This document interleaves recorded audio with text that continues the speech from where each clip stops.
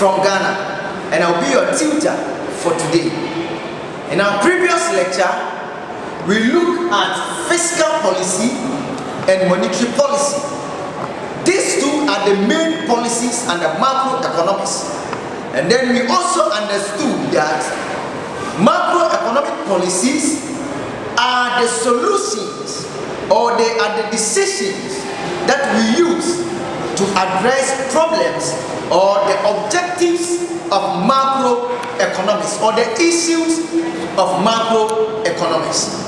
And then we said that fiscal policy is a policy that is being used by the Minister of Finance, and then the federal state, or let me say the government, and then it concerns itself with taxation and then government expenditure.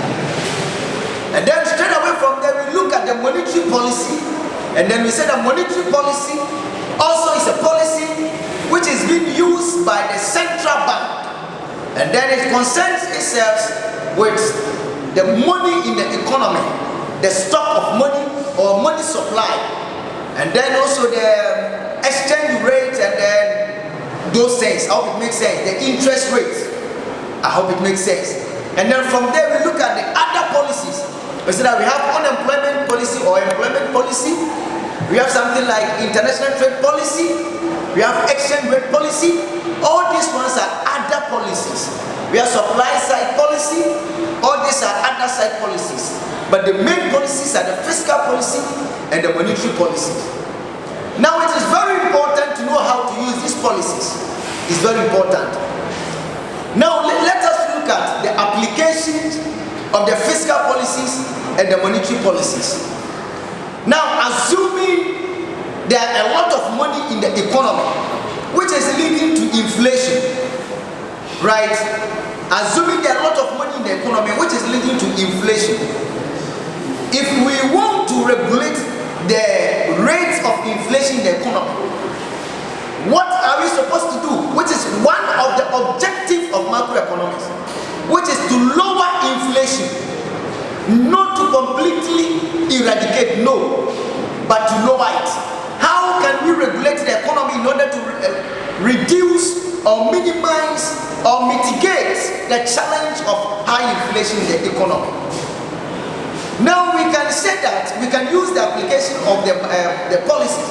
Now we can say that the Minister of Finance, who is concerned with the taxation, has to increase tax. The Minister of Finance has to increase tax.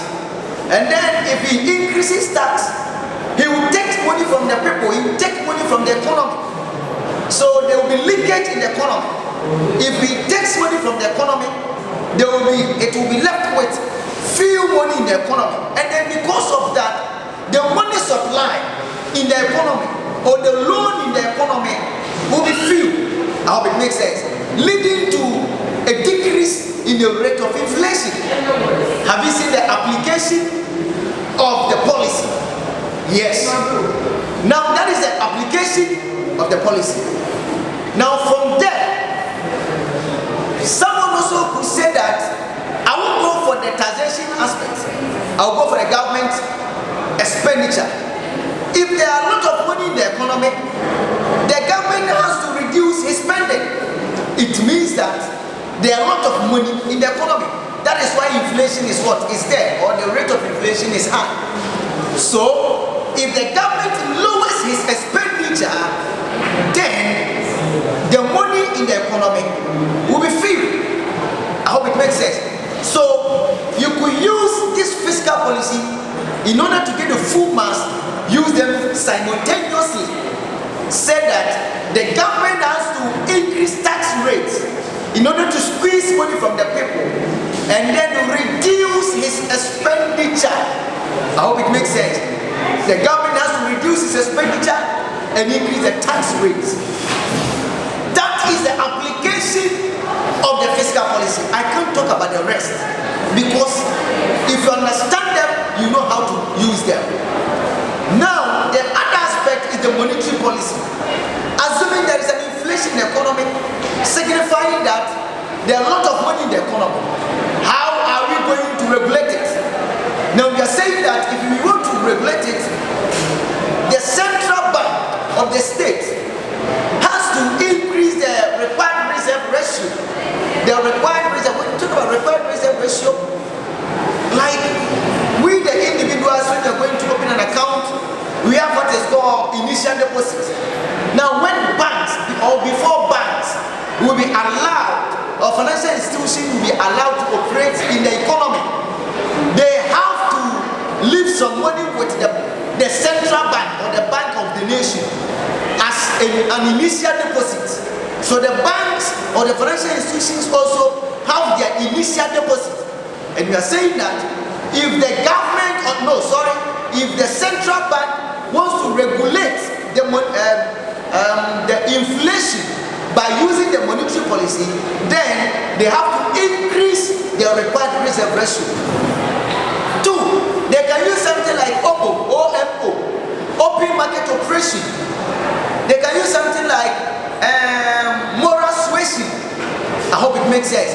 Or the loans that the banks are giving out, the central bank can put an embargo or can put some restrictions on them that they should not loan out money beyond some limits.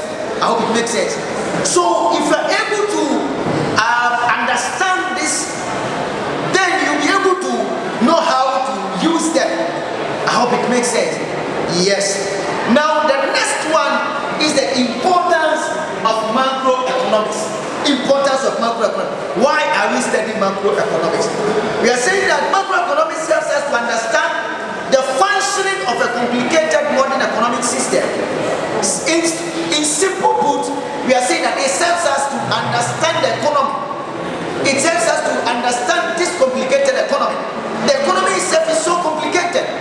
It's very difficult to understand unless we bring macroeconomic models, macroeconomic theories, macroeconomic principles.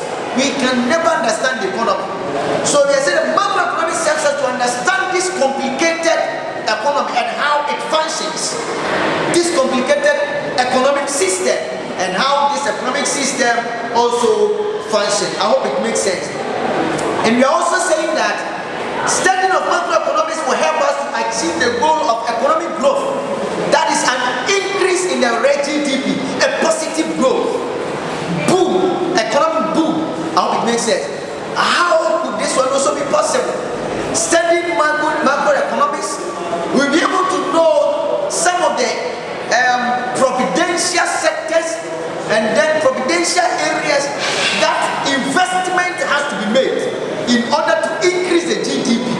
So it takes macroeconomics eye to see these areas so that we'll be able to put money or resources over there. So we are saying that macroeconomics helps us to achieve the goal of economic growth or a higher GDP level, because macroeconomics help us to know the thematic areas in the economy and then make sure to invest in these thematic areas. And then we are saying that macroeconomics also helps us to bring stability in the economy. Yes, indeed, we are aiming at achieving a full employment or lowering unemployment or lowering inflation. But if we are able to lower it, are we going to be able to let it to be stable, persist for some period of time? And we are saying that to be able to let the economy persist, to be stable for a period of time, it takes the concept of macroeconomics. It takes the policies of macroeconomics. So they say macroeconomics helps us to bring stability in the economy, or prices and then analysis of fluctuations in business activities. And then they are also saying that macroeconomics explain factors which determines balance of payment. One of the objectives of macroeconomics is to promote or to bring equilibrium in the balance of payment. And how can we achieve that? It takes macroeconomics. So we are saying that macroeconomics helps us to know these factors that contribute to the achievement of equilibrium or balance of payment equilibrium. I hope it makes sense. Nice one. So macroeconomics helps us to explain factors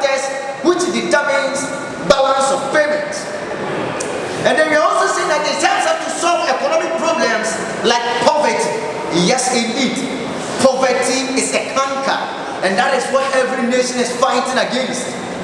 It's everywhere. I hope it makes sense. Yes.